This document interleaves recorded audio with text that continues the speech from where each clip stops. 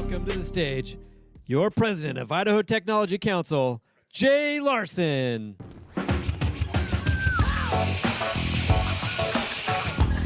Thank you very much. Welcome to Capital Connect series. It's almost looking like spring out here. I have Brian Randolph with BR Wealth Management with us, who's also one of our co-chairs of the Capital Connect series. Welcome, Brian. Thanks for having me, Jay. Yeah. Thanks for having me. Good to be here. What's the deal right now? We got a little rain going on. Isn't that great? We need it. We need a little bit of water for the water pack. Yeah, we brought it, and everybody knew it was happening. We were having Troy McClain with Tovuti on, and all of a sudden rain comes. But Troy's one of the most positive guys, so I don't know how that works on cloud and silver sunshine. lining guy for sure. Is. We would like to really thank all of our sponsors of the Capital Connect series. We can't do this without our sponsors, so thanks so much to Wilson Sassini and also Alturas.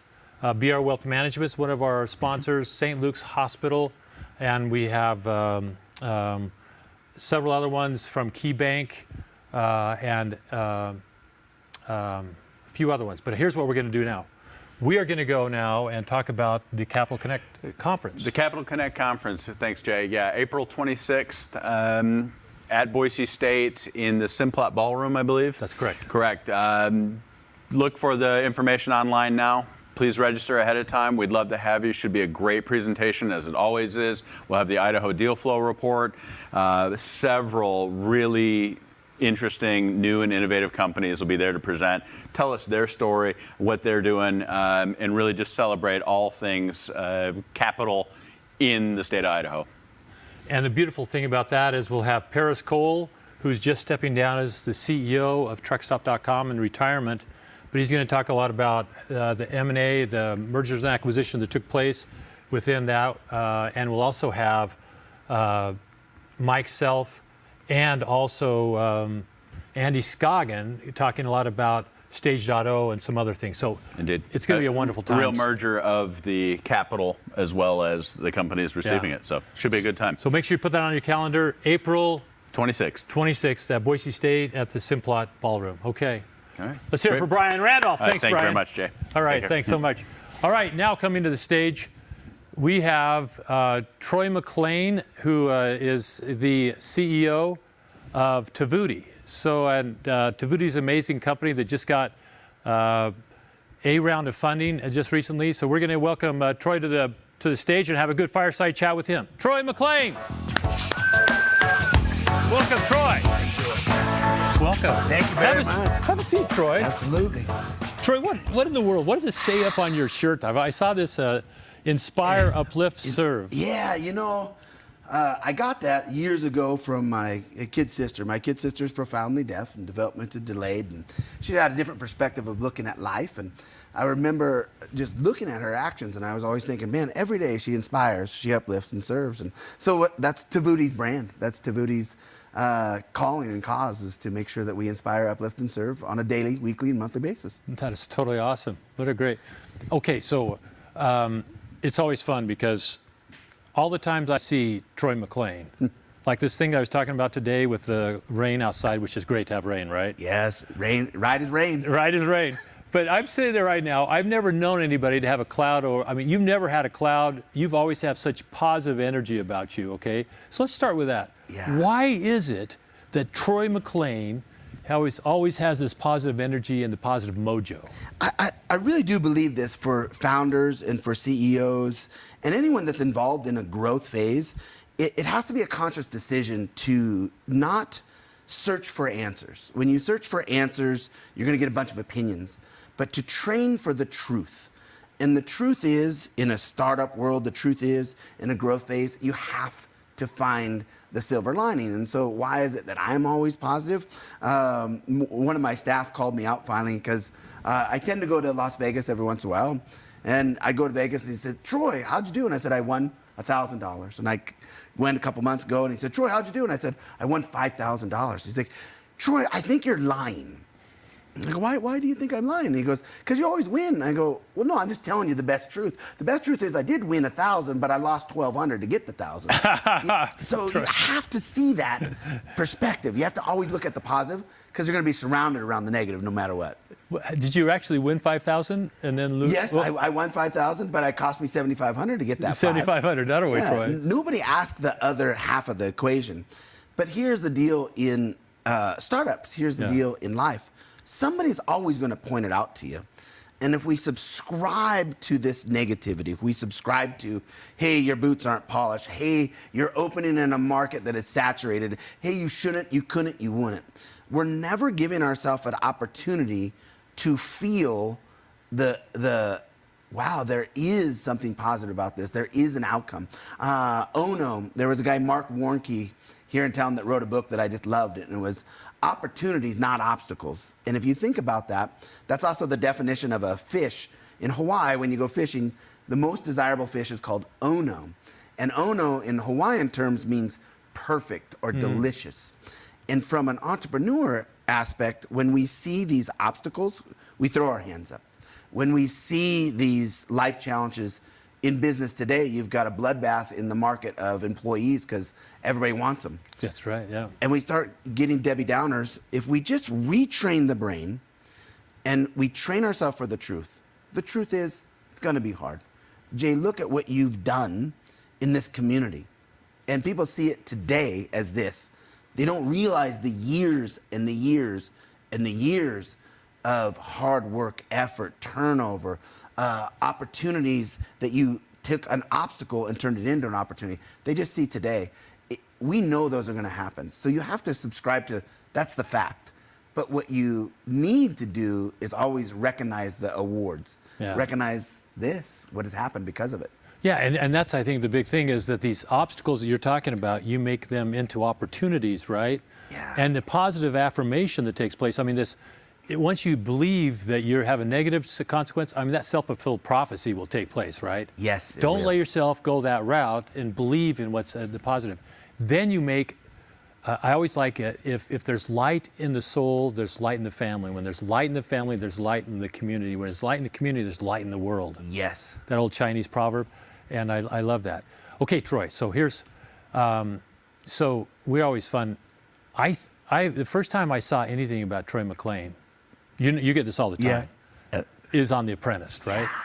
So you sit there and you go on The Apprentice, and if I'm right, you almost won it. You took, with the whole thing in just second place. I mean, obviously Donald Trump didn't make the right choice there in my mind. But you take this. What's kind of been at the fabric of the success that you've realized in your life so far? And then we'll talk about Tovuti, okay? Yeah, that's a great question, and it really lands in today's.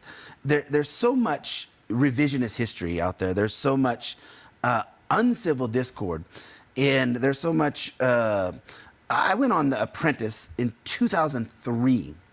Spend that long? 2003. That is crazy. Is when I went on The Apprentice. Yeah. And yet, people see it today and they go, you voted for Donald Trump. You did this.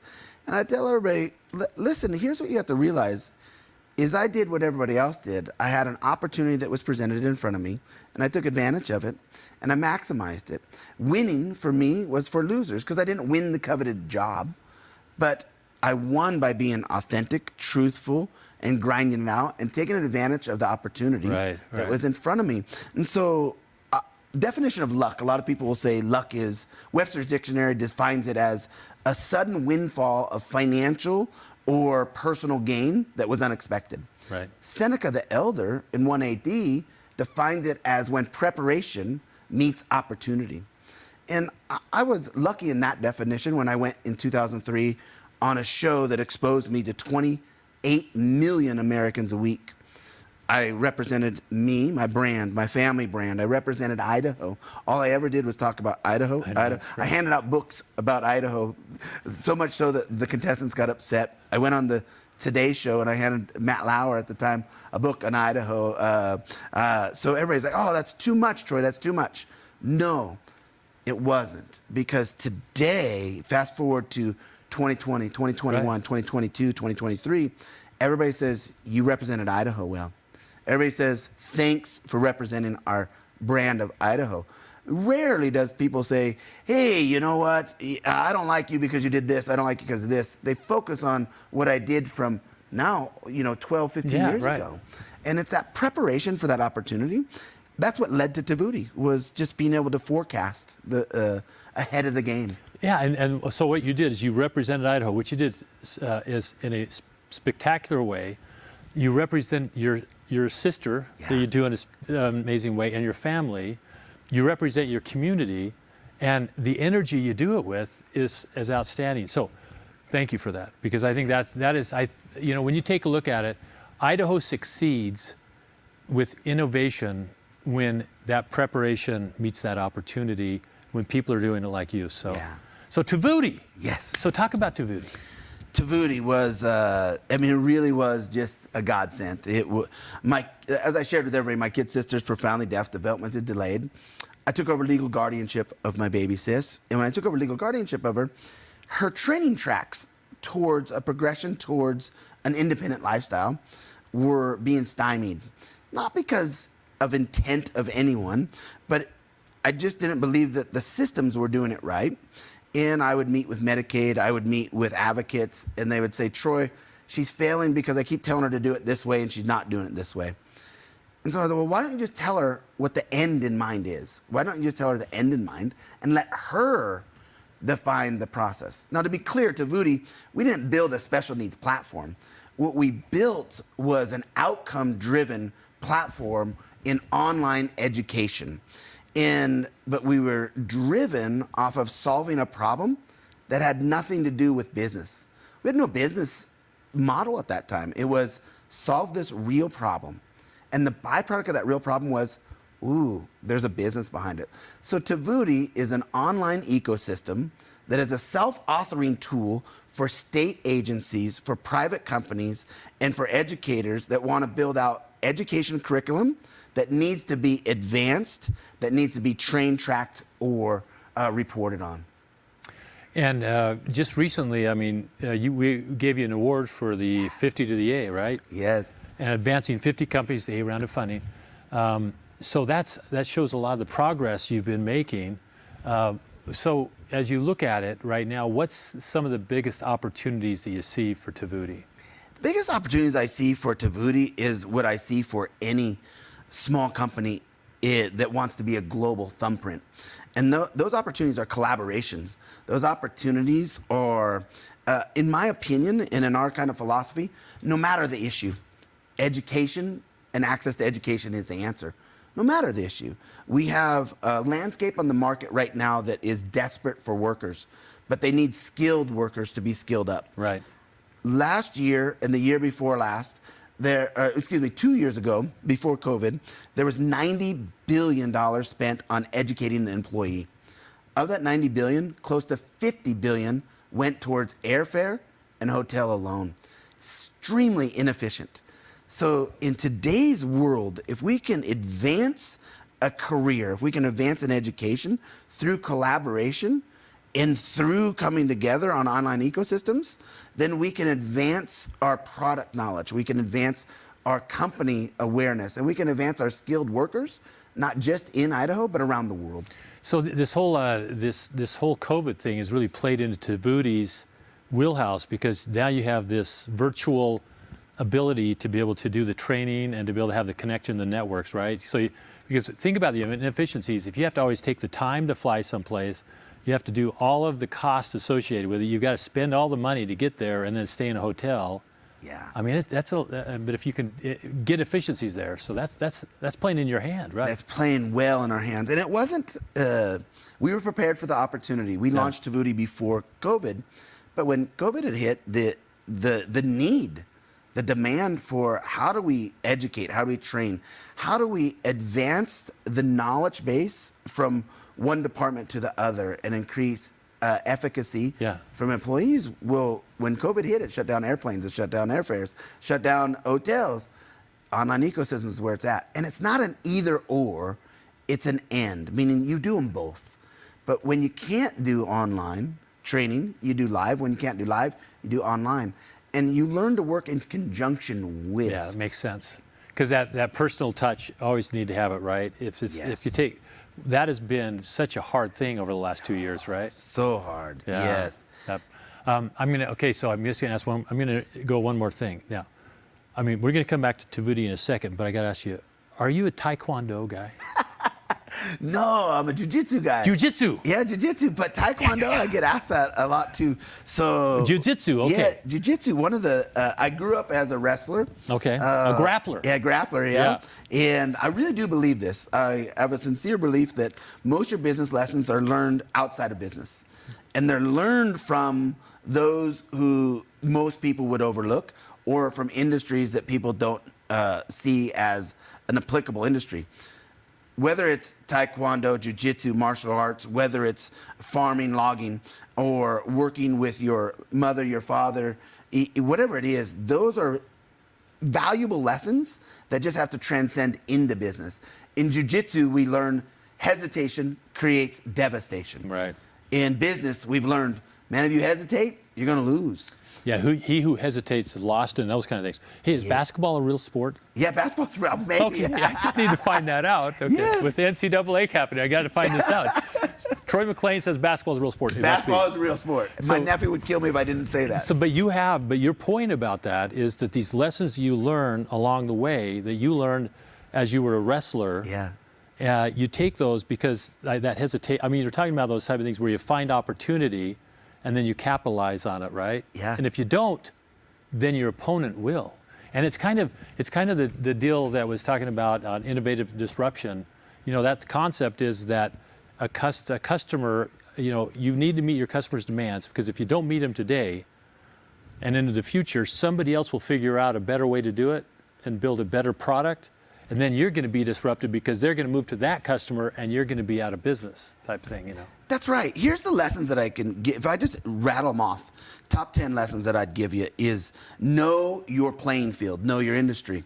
So when you enter into an industry, there's rules of engagement. Right. Taekwondo has its own rules. Jiu-Jitsu has its own rules. If I think I'm going into a jiu-jitsu tournament, but it's being rated on Taekwondo rules, I'm going to lose. Right. So know your industry, know your rules, know what you're allowed to do and what you're not allowed to do. Then recognize that you can't win by playing in the middle. You have to have a side. You're either offensive, defensive, interceptive. You're either deceptive. But know your game in your industry. What is your game? What is your niche? We tried to be everything to everyone. And here's what happened to our company when we first did that the first year. The wheels were just spinning in the mud. Right. Thousands of dollars were just spent. You lack traction, right? Lack traction, total traction. Yeah. And that's the same in business. Know your game, know your strengths, your weaknesses, your opportunities, your threats. And then you have to admit to yourself. Is this the third one now? This is the third one. Okay. You have to admit to yourself, it's a grind.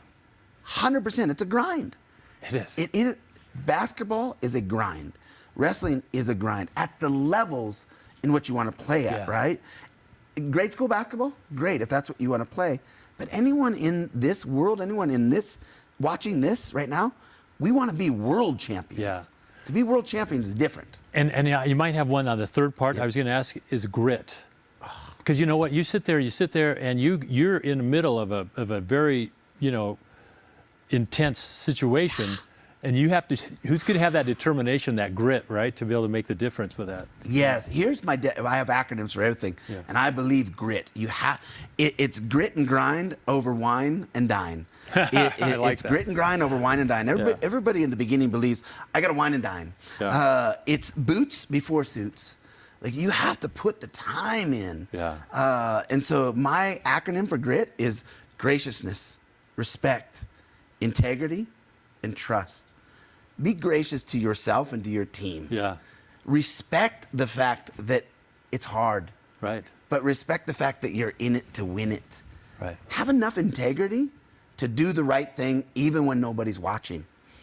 If you find something wrong with your product, with your system, before your client does, point it out. And then you're true to yourself and you're true to everybody. That's the big thing you start out is truth, right? Truth. Yeah. Yeah, and then that's the trust. Yeah. Trust your team. Trust your gut. Trust your belief, and then trust your data.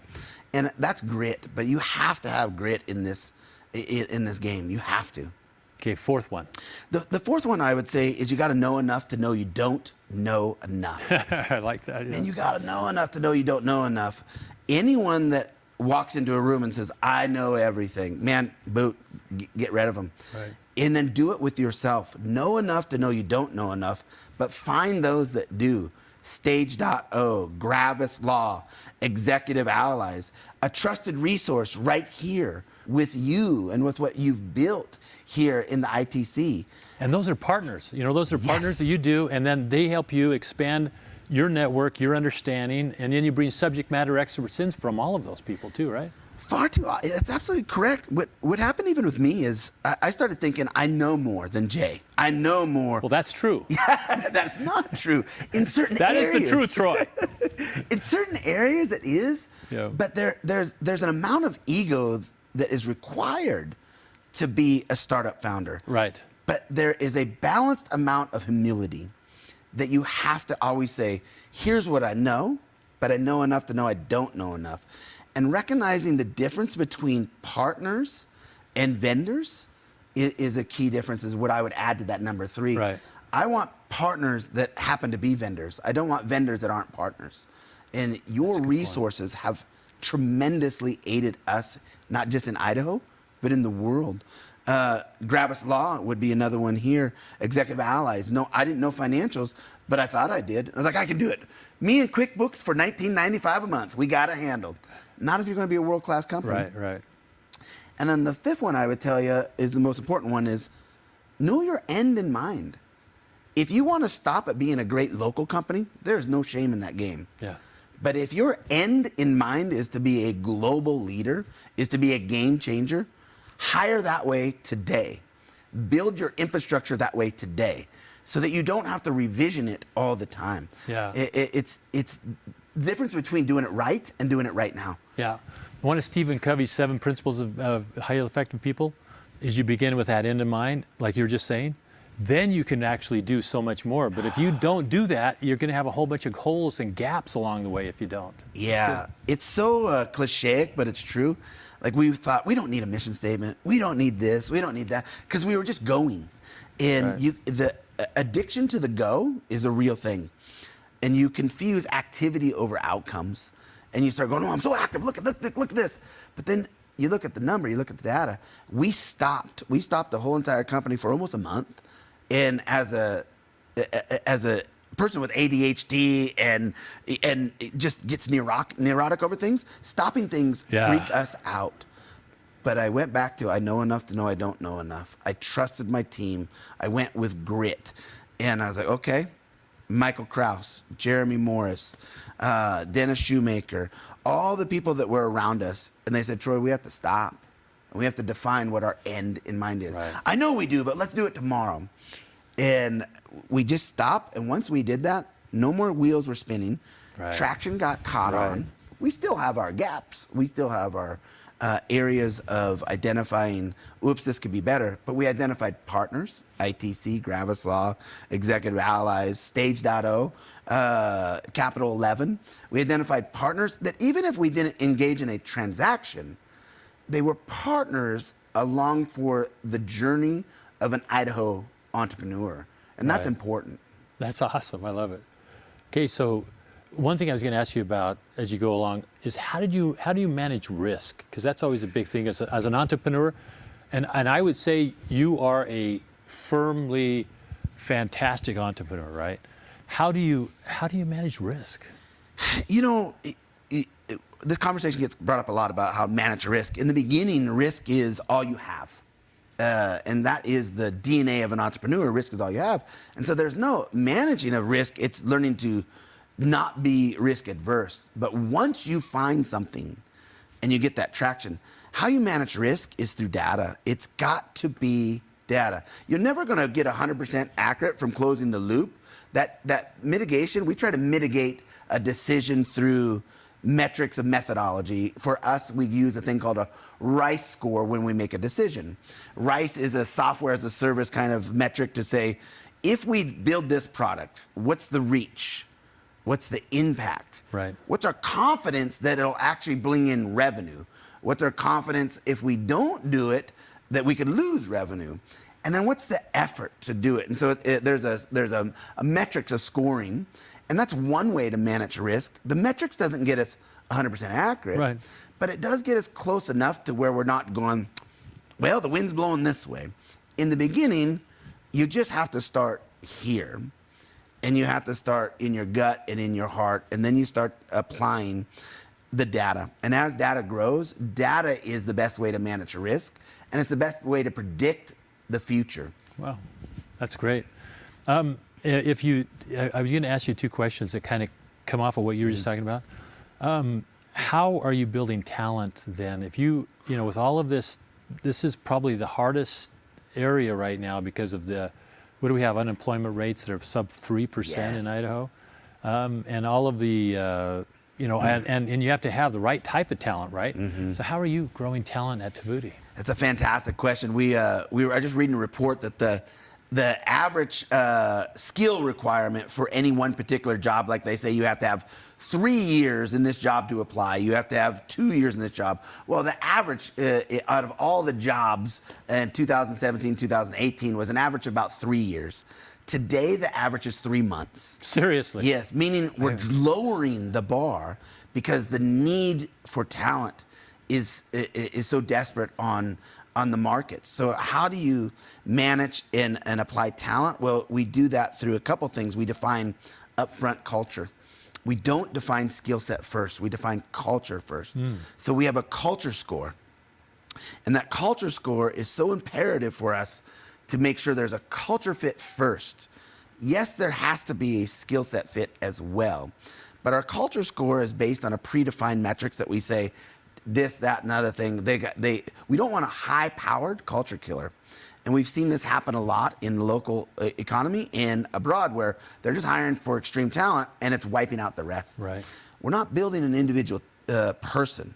We're building a world-class team. And it starts with culture.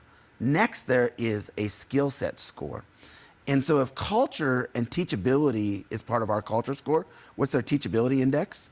We have a gal that I fondly refer to as Hotshot, and her name is Heather Ward, and she is our in-house talent recruiter. Culture score 100. As a talent recruiter, she was a 6, she wasn't a 10. We had 10s out there.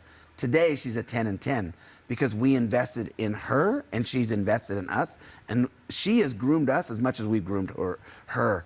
And so we started with the basis of culture and Within that. alignment. And Heather the Hotshot. Heather the Hotshot. I like that. Heather the Hotshot. If you're watching, this is an awesome. we don't let anybody know because they'll come after her. They do. Yeah. Yeah, they do. And she has become our in-house recruiter that is amazing. I mean, it's just amazing.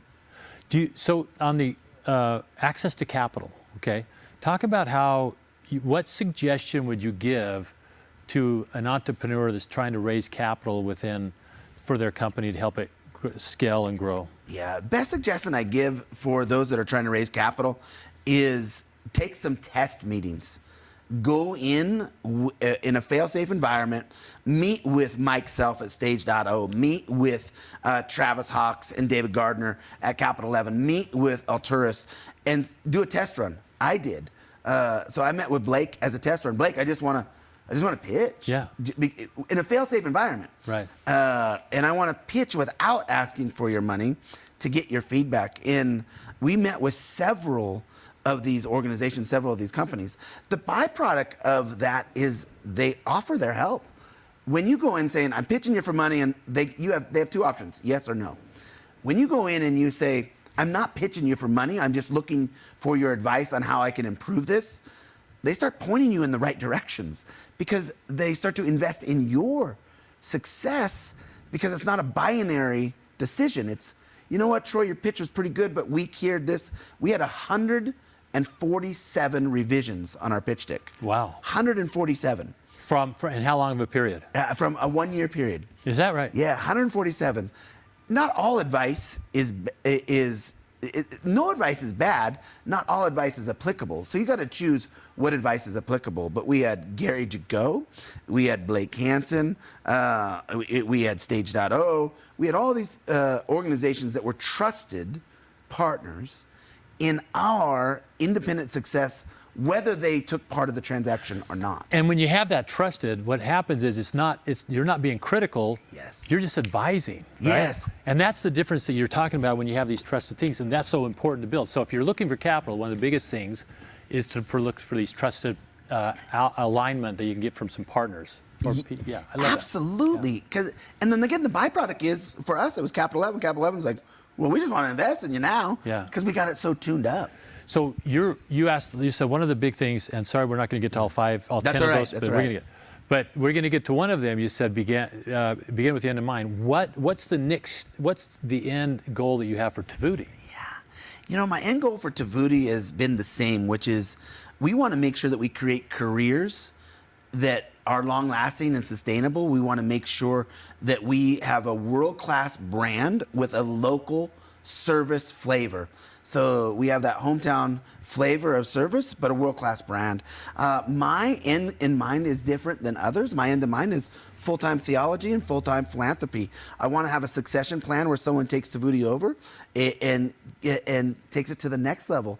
There's a real thing called founder's fatigue, and it happens. But founder legacy is so important, to know that there is somebody that'll take that over. And putting those people on the right track, in the right bus, in the right seat is so important. That's your team, right? That's your team. Your team development and everything they said. All right, so you have one piece of advice for a entrepreneur that's kind of trying to figure out how to get things. What's that one piece of advice you'd like to share? One piece of advice for the entrepreneur that wants to just get going, my best advice is don't let perfect get in the way of being done. Don't let perfect get in the way of being done. Far too often I've met, just the last couple weeks, I've met with people that have got this idea, it's on a piece of paper, and they're still waiting. Like, well, I'm waiting for more information. I'm waiting for this. Don't live and die by the door. Don't let perfect get in the way of being done. Go out with it. And then what I would say is fail fast, frequently, and cheap. But you got to keep failing forward. I love it. Those three things. I love that a lot. And they're awesome. All right. So, Troy, this is our last question for you. This is one we ask people a little bit to be able to kind of give us at the heart of who Troy is. If you were an animal, what kind of animal would you be? If I was an animal, what kind of animal and would why? And why, Troy? And why, man? Yeah. For me, the koala bear. I just think the koala Seriously? bear. Yeah, come on. Everybody thinks I'm going to say tiger or lion. I get asked this question a lot. And the koala bear. Why? Everybody loves the darn koala bear. They do. But it specializes. It only eats one thing, and that's that eucalyptus plant, right? Specializes. And it can also be quite ornery when pushed. But at face value, you just can't but fall in love with the koala bear. Yeah, Kung Fu Panda. Yeah. I mean, you know what? That guy's tough. Anyway, Yeah. I'm not. But that is good. I really like that. Troy, we are so, thank you for being such a strong entrepreneur and leader and ambassador of Idaho and the innovative ecosystem. And we wish you the best of luck with Tovuti and everything that you've been building there. And we will keep in touch with you because over the years, it's been marvelous to see your development and all the wonderful things that you do. So we'll have you back on again. Does that sound good? Thank you. That sounds absolutely wonderful. I look forward to it. Thanks, Troy.